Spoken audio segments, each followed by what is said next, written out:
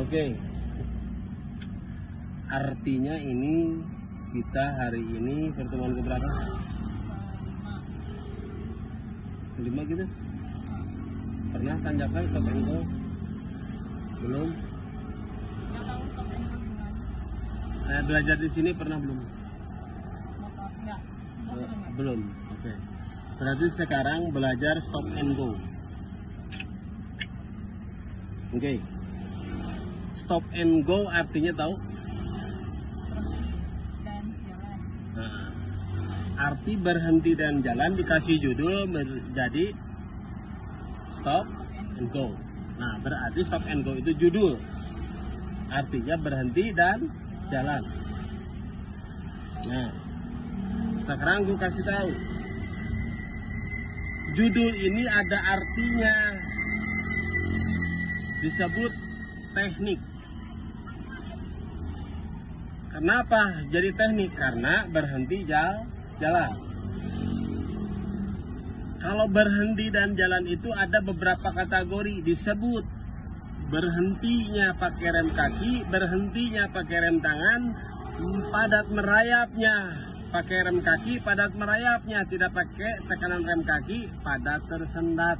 Itu artinya. Berarti kita sekarang belajar tekniknya disebut yang barusan disebutkan.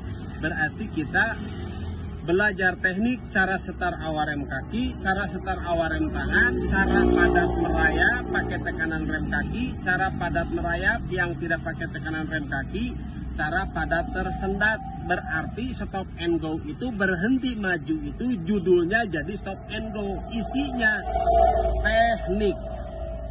Berarti belajar mengemudi itu kita belajar tekniknya dulu. Ya, diartikan seperti itu. Kalau kita tidak memiliki teknik tersebut, gagal kursusnya.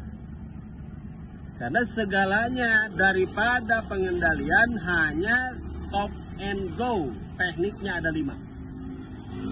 Ya, hati-hati. Nah, ini di kita ya, bukan di orang lain. Di kita 5 teknik yang harus kamu mampu. Karena berhenti ditanyakan itu ada 2 pilihannya. Ada yang mundur, ada yang tidak. Kalau andai kata kamu takut mundur, berarti jangan digunakan yang mundur. Berarti gunakan yang tidak mundur. Kalau rem kaki itu mundur, kalau rem tangan itu tidak mundur. Berarti pilih salah satunya. Kalau kamu takut mundur, gunakan setar awal rem tangan, gitu loh maksudnya. Jadi mesti paham. Jadi belajar teknik mengemudi itu. Ya, kalau padat merayap itu ada yang mundur, ada yang tidak mundur. Pakai tekanan rem kaki pasti ada mundur, kayak setar rem kaki. Kalau tidak pakai rem kaki tidak mundur. Itu padat merayap ada 2 teknik. Yang terakhir padat tersendat teknik. Kenapa kok posisinya padat merayap dan padat tersendat itu kok ada? Karena kecepatan itu ada 2. Di kecepatan rendah dan tinggi. Disebut kecepatan rendah, di kecepatan rendah. Gerak mobil itu ada cepat, ada lambat. Diartikan seperti itu. Kecepatan tinggi, ada kecepatan tinggi, ada kecepatan rendah. Berarti ada 2 dong di kecepatan rendah dan tinggi. Berarti kita bahasanya adalah bagaimana cara untuk mengetahui gerakan di kecepatan rendah supaya lebih rendah daripada kecepatan agak tinggi. Kan gitu.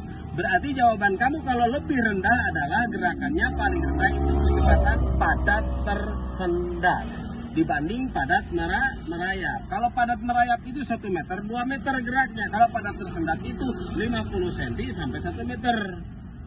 Nah, oke, kamu kelimpungan dalam kategori bingung.